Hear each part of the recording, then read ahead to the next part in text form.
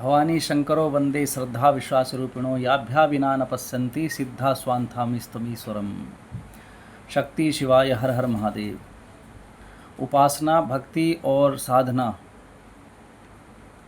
अंतर क्या है इनमें, और गृहस्थ जीवन में हमें क्या करना चाहिए। तो उपासना का मतलब है उपासन। उपासन यानी कि यानी निकट आना, आसन मतलब बैठना, निकट बैठना, किसके, अपने इष्ट आराध्य के निकट आना, और जो भक्ति का ही एक स्वरूप है। और साधना किसी लक्ष्य की प्राप्ति के लिए, किसी उद्देश्य की प्राप्ति के लिए जो साधन किया जाता है, जो अभ्यास किया जाता है, उसको हम साधना कहते हैं। भक्ति के सभी अधिकारी है, भक्ति के लिए कोई अधिकृत होने की आवश्यकता नहीं है, उसमें कोई ज्ञान की आवश्यकता नहीं है, उसमें कोई विधि विधान की आवश्यकता नहीं है। किंतु साधना के मार्ग पे चलने के लिए और साधना के लिए, अपने लक्ष्य को साधने के लिए, जो हम अध्यात्म में जो साधना करते हैं भगवान की,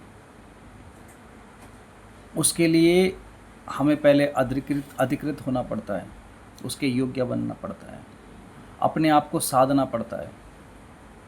साधना यानी स्वयं की साधना करना, पहले यम नियम का पालन करना।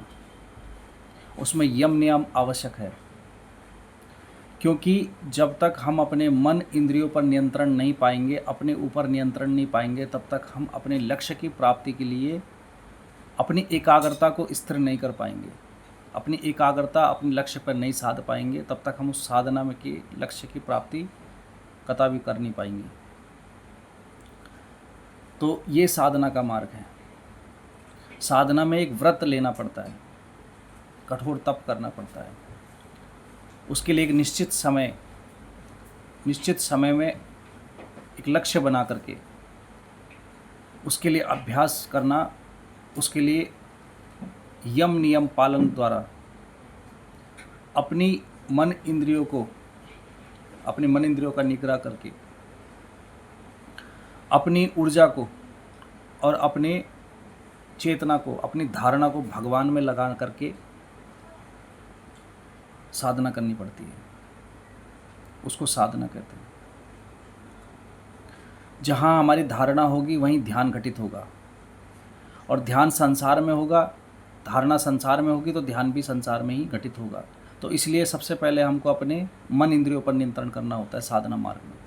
अपने शरीर पर नियंत्रण करना होता है, अपने काम क्रोध मद लोभ पर नियंत्रण करना होता है, अपनी वाणी अपनी जिह्वा पर नियंत्रण करना होता है। सिर्फ एकमात्र धारणा अपने इष्ट आराध्य में बना करके और उसमें एकाग्रता करके, अपने ध्यान केंद्रित करके, उस पर एकाग्रता करके अपने आप को ईश्वर में ध्यान करना पड़ता है। उसको साधना, उस पर साधना पड़ता है, तो उसको साधना कहते हैं। किसी भी इष्ट की, किसी भी परम शक्ति को, किसी भी परम भगवान को, परम शक्ति को हम साध नहीं सकते, क्योंकि मनुष्य का, बड़े बड़े साधु संत भी जो है,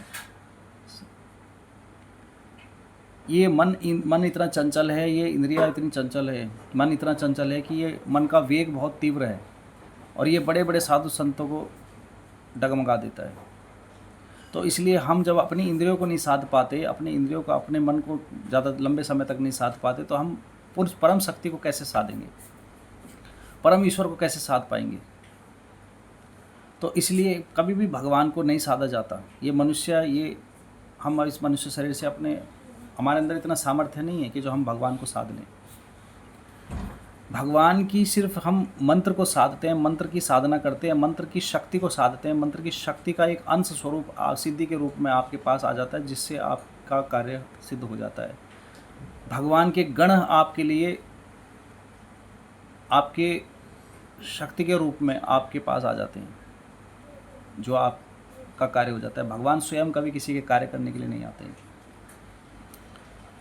हम भगवान के मंत्रों की साधना करते हैं, और मंत्र की साधना से ही हमारे कार्य, जो शक्ति है भगवान की, उसका एक अंशात्मक रूप में, उसका शक्ति का एक अंश, एक आकार, एक स्वरूप लेता है, जो सिद्धि का स्वरूप लेकर के, जो हमारी ऊर्जा से जुड़ जाता है, हमारे अंदर समाहित हो जाता है, वही हमारे जीवन को ताड़ देता है। उसी से हमको भोग और मोक्ष की प्राप्ति हो जाती है, उसी से हमको निःश्रेयस, अभ्युदय और निःश्रेयस की प्राप्ति हो जाती है। क्योंकि गृहस्थ जीवन में हमारी कामनाएं भी होती है, कुछ हमारे जो ये शरीर के दायित्व हैं उन दायित्वों को निभाने के लिए कुछ हमारी आवश्यकताएं भी होती हैं।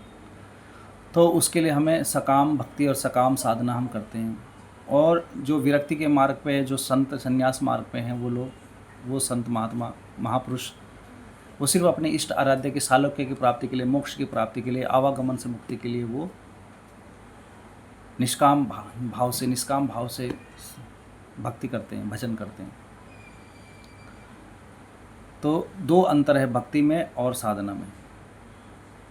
एक समय, निश्चित समय में बलपूर्वक अपने आप को साध करके, शक्ति के मार्ग से पर चल करके साधना, अपने लक्ष्य को साधना, और भक्ति भजन के द्वारा, नाम जप के द्वारा, बिना किसी नियम के, बिना किसी उसके, सिर्फ अपने इष्ट आराध्य को समर्पित करते हुए चलना, आगे चलना, उससे आवागमन से मुक्ति, मोक्ष की प्राप्ति हो सकती है। दोनों ही मार्ग उत्तम है। लेकिन क्योंकि हम गृहस्थ जीवन में हैं और हमारी कामनाएं भी हैं और हमारी आयु बहुत कम है, मनुष्य की इतनी आयु रही नहीं है, इतना यम नियम रहा नहीं, इतना समय रहा नहीं भजन करने का, तप करने का, भजन करने का, कि और हमारे प्रारब्ध इतने बड़े हैं कि जिसके कारण हम कष्ट पा रहे हैं, किसी के कारण हमारे जो कार्य सिद्धि नहीं हो पा रही है, या फिर हम तरह तरह की परेशानियाँ हमारे जीवन में, संकट बाधाएं उत्पन्न हो रही हैं।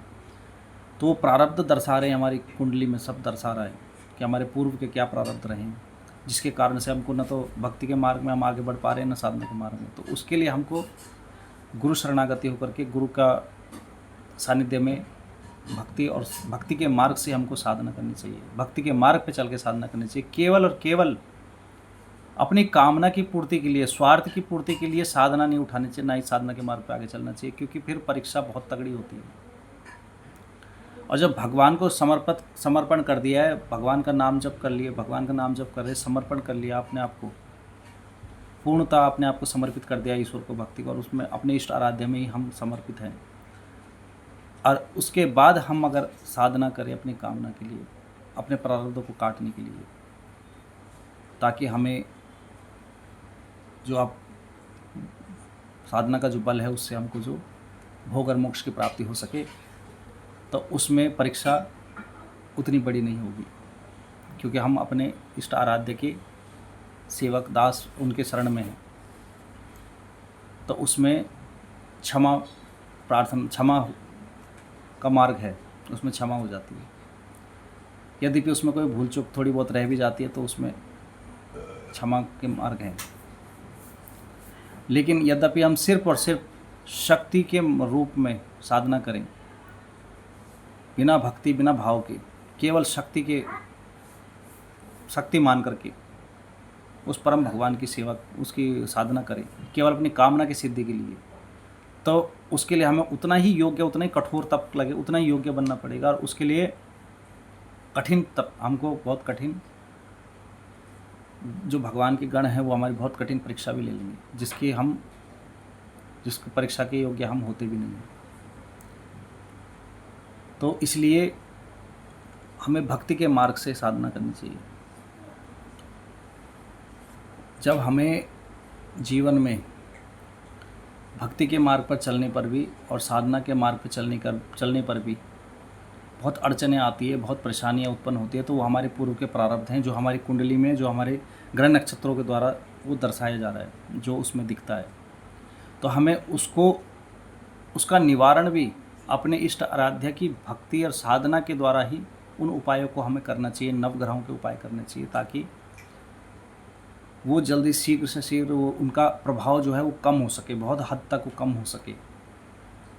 क्योंकि किसी भी प्रकार से जो विधि का विधान है, विधाता का जो विधान है, उसको काटा नहीं जा सकता, उसको तो भोगना ही पड़ेगा। लेकिन हाँ, उसके प्रभाव को कम कर दिया जा सकता है, जो भाग्य में भी नहीं है आपके, जो हमारे भाग्य में भी नहीं है। हम साधना के मार्ग से और भगवान से जब हम जिद करते हैं, साधना करते हैं, जब भगवान से हम भक्ति करके जो जिद करते हैं, तो वो भी हमको भगवान दे देते हैं। लेकिन उसमें थोड़ा सा समय लग जाता है। उसमें हमारे ग्रह नक्षत्र बीच में आ जाते हैं और वो हमको जल्दी प्राप्त हो, इसलिए हमें उन ग्रह नक्षत्रों को भी साथ में लेकर के चलना पड़ेगा। उनके उपाय अपने इष्ट आराध्य की सेवा और भक्ति और साधना के द्वारा ही, स्वतंत्र करने की आवश्यकता नहीं है, उन्हीं के साथ में उसको कर करके हम कर सकते हैं।